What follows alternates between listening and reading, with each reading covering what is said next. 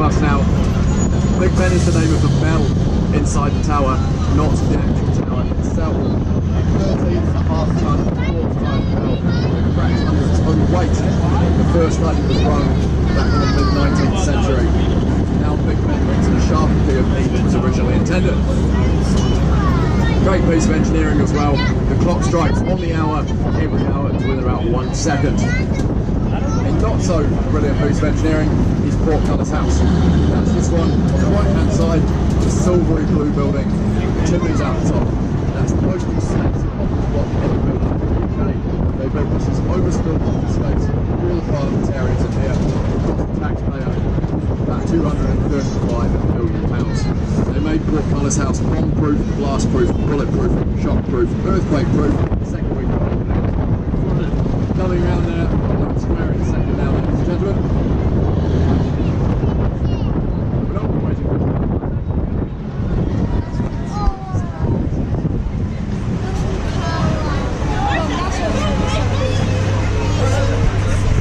There we go, folks. Winston Churchill, the only statue in Parliament Square with electrification. So if a pigeon lands on Churchill's head, gets a short, sharp electric shock, and is sent on its way before it can do its business on the head of our greatest statesman. Churchill was married here at St Margaret's Church, the smaller one out the left hand side. Behind it is the much larger and more impressive Westminster Abbey, crowning place, burial place and wedding place, the vast majority of British monarchs throughout history. Not just royals buried there, Dickens, Darwin, Newton, all sorts of writers. Famous at the moment for 10 Downing Street.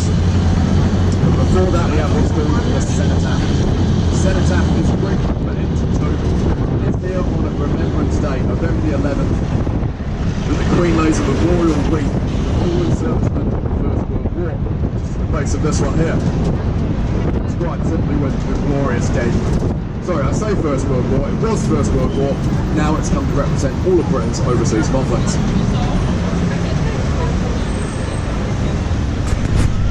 And out the left hand side, going past 10 Downing Street, official residence of our Prime Minister, Theresa May. Before her, David Cameron, and hundreds of years' worth of Prime Ministers before them. It used to be the case you walked right up to the front door, was only guarded by one police officer. They brought the gates and the armed guards in the late 1980s for the obvious reason, keeping Margaret Thatcher on the inside. Now unfortunately we're just after 4 o'clock coming past here now. At 4 o'clock the mounted guards at Horse Guards parade out the left hand side, pack up and go home for the evening.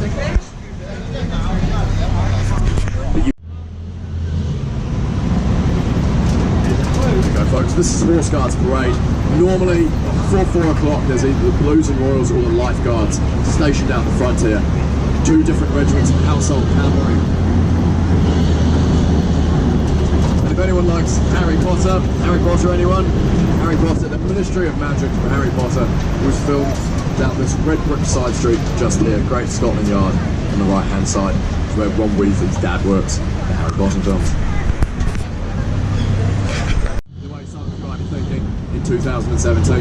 Gentlemen's Club of Old goes back better part of 200 years, 1836 in the case of the Reform Club on the left hand side here, behind these baskets of flowers.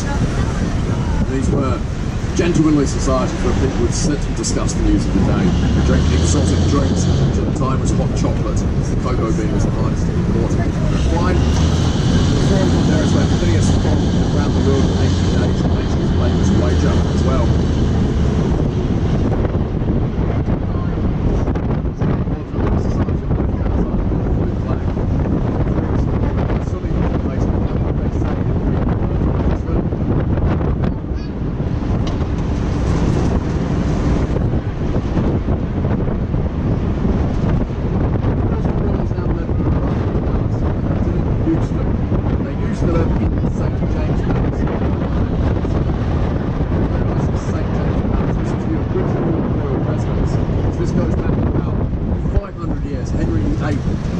For his wife at the time, Anne Boleyn, winning him the Husband of the Year award, something he would lose a few years later for reasons we won't go into, but still the site of the royal baptisms to this day.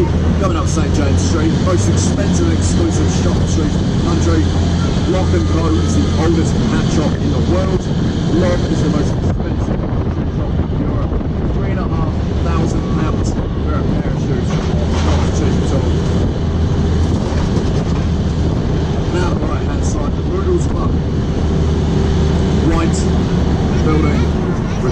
fences just there, the Boodles Club. It was in there, they say, the Earl of Sandwich came up with a very interesting invention. I forget exactly what. Hotels in the world, probably the most famous hotel chain, the Ritz Hotel. This was the first Ritz, opened in 1905 by a Swiss hotelier called Caesar Ritz. Very, very nice in there. Modelled on the court of Louis XIV, so plush it's on its own power and water grid. Has anyone been to high tea at the Ritz by any chance? Enjoyable experience? One of those within recent years. Well, I apologise for the question. Very upmarket tourist attraction. Plate of sandwiches, cup of tea, couple of cakes and an optional glass of champagne. At the moment, setting back about £69 for the Ritz Hotel. Not cheap. Always a good time to bring up. By contrast, I think, the Tesco meal deal. £3 for a sandwich, a snack and a drink of your choice. You get about 23 of them for the same price.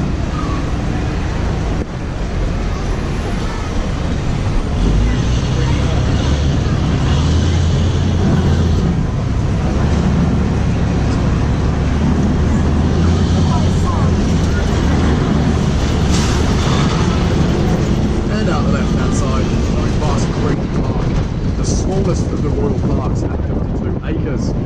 No prizes for guessing as to why it's called Green Park. It is, of course, very green. And the reason it's so green goes back to a legend of Charles II and his wife at the time, Catherine of Braganza. Charles and Catherine were walking through that park one summer's day, back when there were flowers in it. Catherine is said to have said to her husband Charles, "Charles, why don't you pick a flower and give it to one of you in the park? Many young men on the horse might find at some stage going up. Okay, one direct response to this, Charles got it wrong. He picked a flower and gave it immediately to his wife's lady waiting. Catherine went on the neck and all of the flowers removed from Green Park. So the legend goes. Also, 1665, on a cheery note.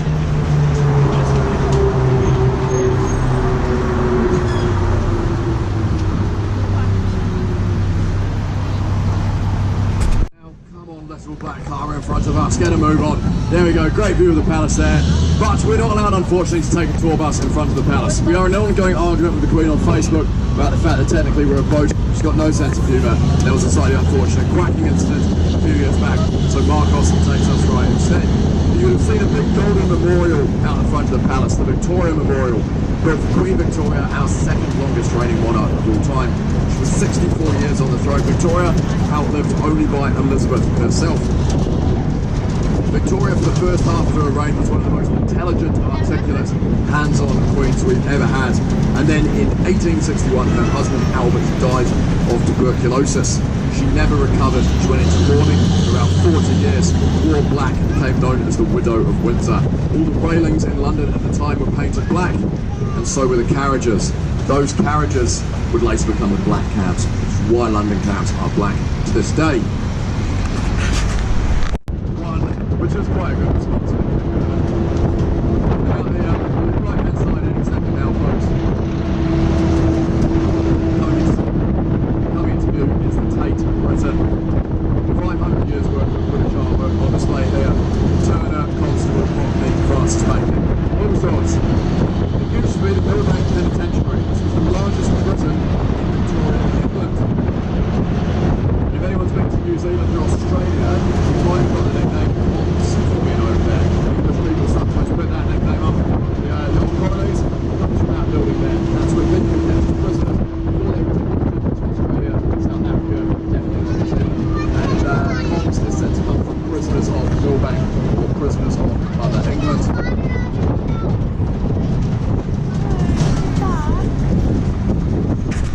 MI5 a second ago, yes, it was okay, but it's not half as good as MI6. Look at that, the James Bond building up there, 9 stories high, 5 stories deep, bomb-proof, blast-proof, bulletproof, shock-proof, covered in radar and sonar and all sorts of gizmo to make it intense, so cannot be messed into it. Flown up in Skyfall, Piers Brosnan comes flying out the side of it on a jet ski in Die Another Day, something we'll be recreating very closely on our own subway any minute now. Signs look like an old Babylonian temple designed by a man called Terry Farrell, one of the most surveillance buildings in the world as well. Over 100 security cameras on there.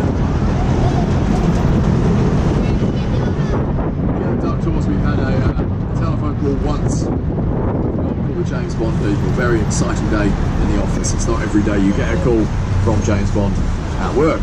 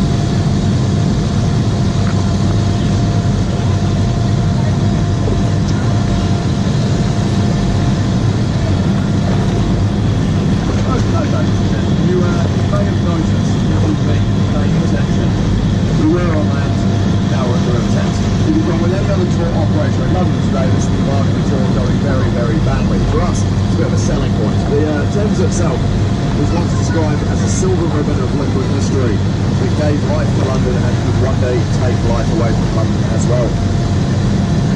In terms of giving life, that refers to the fact that it was the Victorians the Romans about 2,000 years ago, who sailed up the River Thames or Thamesis and built the trading city of Londinium, where the financial centre of the city is today. From there, the Thames or Thamesis gave the Romans about 213 miles of trade, transport and military manoeuvre right the way across southern England, from Southend-on-Sea all the way up to the nowadays Cotswolds. The old expression was, it could one day take life away from London as well. That refers to the risk of flooding. And if we look at the embankments over on this side here, you'll see lions with metal rings in their mouths. These were an early Victorian flooding warning system. The old expression was, if the lions will drink, then London will sink. Meaning if the water level goes up over those lions' heads, it's like everyone evacuated because the flooding was imminent.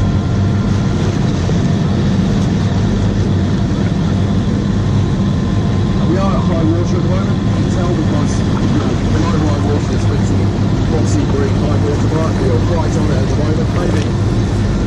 Maybe that much below high water, but we're almost on there. River Thames at the moment is about 10 metres deep. And it drains all the way out to only about 3 metres. Completely different river between high and low tides. At the moment it is still flooding in.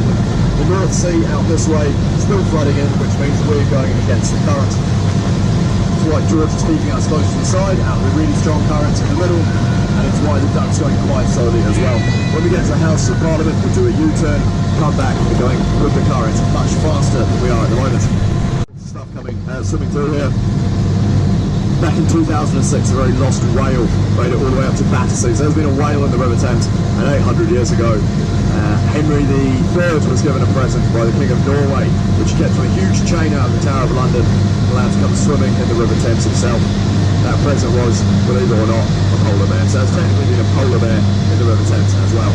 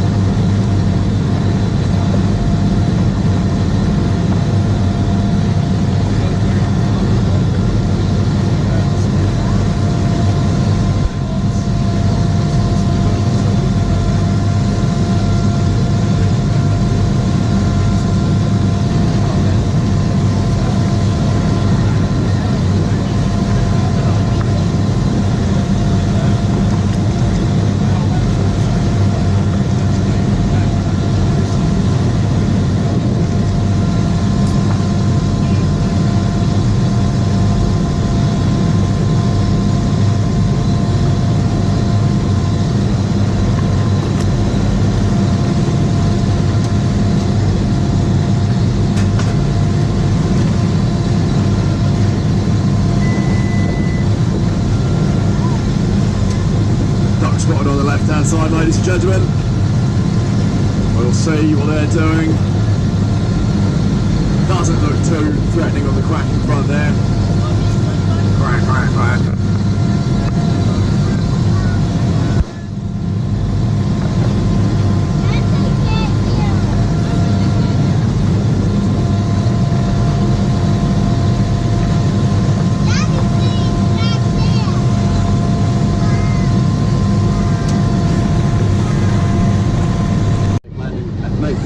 Boats really difficult. For that reason, in 1942, the Allies turned to General Motors in the United States and said, can you build us a truck that can swim? And General Motors said yes, and came up with this, the DUKW, or duck. D stands for 1942, U for utility vehicle, K for front wheel drive, and W for rear wheel drive. And 22,000 of these were brought over for use by the Allies in the Second World War. They were used as far as Manila in the Philippines, Sicily in the Mediterranean, and in the case of our fleet in 1944, D-Day landings at the beaches of Normandy. We have made a few adaptations to the fleet, as you can appreciate, over the years, tried to keep them as authentic as possible, but we've got buoyancy foam underneath here now, which lifts us up about that high out of the water. In the Second World War, the water would have come right up to the side. The roof is all custom welded on as well, and I'll let you on us. Yeah, I'll let you in the secret. They were quite yellow with strobe lights on the roof during the Second World War. That's one of our changes we've made as well. The engine, big old, fully rebuilt diesel engine underneath here at about 150 horsepower, and automatic transmission now as well, which means as we come back into the shoreline now, it's a much simpler case of just more or less point and go with our wheels already spinning underneath the duck than it would have been back in the day where it would be a manual transmission between the rotor drive and the wheel drive. And I think it's probably worth pointing out as well, we're doing this now under very different circumstances. The most dangerous thing that's about to meet us is Marcos, if he hasn't finished his cup of tea, or another duck that might quack at us. Back in the day it was tank traps and barbed wire. And Agora ficaram Vaxal Cross, sede do MI6, onde agora vamos sair do Rio, precisamente no mesmo sítio onde entramos. Circumstances. One rocket scientist standing on the shore there. What are they doing?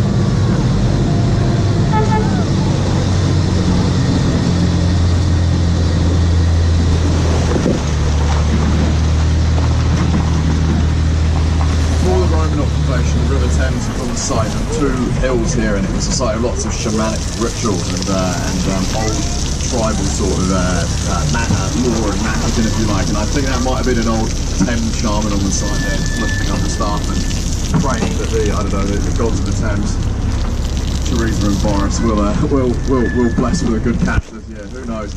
Okay, folks. Hey, thanks very much, George. We'll get a round of applause for our captain and skipper, George. Thank you very much.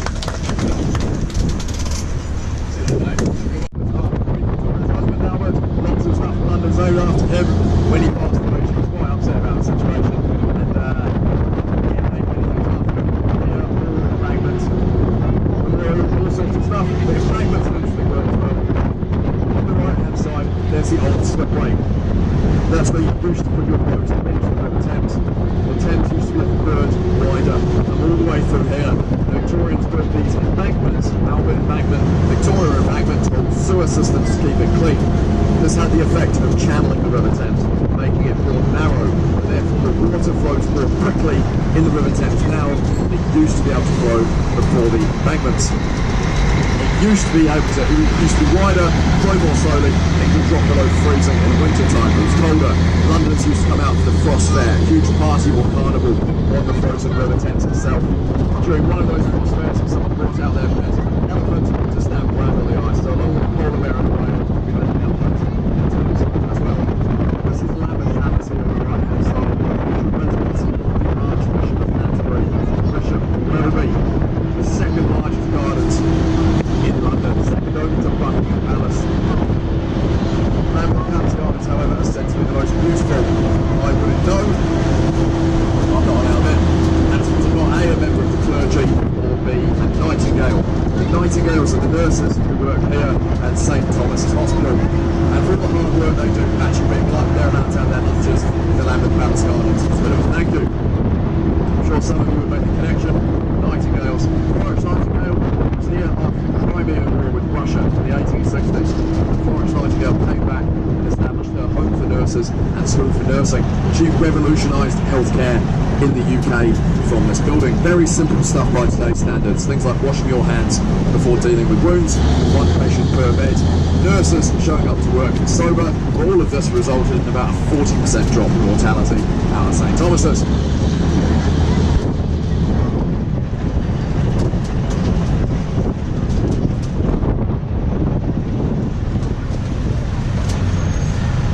And Marcos bringing us back into South Bank now, hopefully,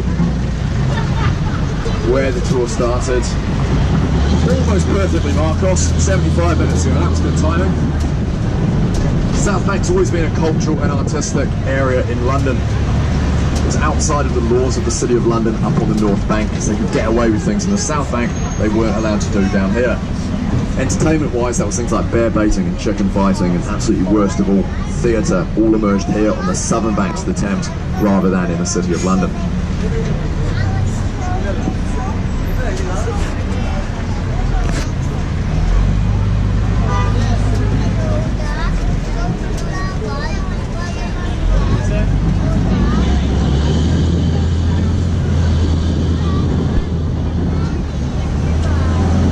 One last thing well worth pointing out, ladies and gentlemen, Leek Street, L-E-A-K-E, Leek Street. It's the underpass under the Waterloo station, just down here. It's the only fully open graffiti area in London. You can't see much of here, but you can see where it is. I fully recommend walking back 3 or 4 minutes, poking ahead into Leek Street. It's quite amazing. Next best thing in London, Brick Lane and Shoreditch, in terms of street art and graffiti. Really, really good down there. A few strange smells, not going to lie. Maybe why it's called Leek Street, but well worth a look nonetheless. And any second now, Marcos will be bringing us round our final corner.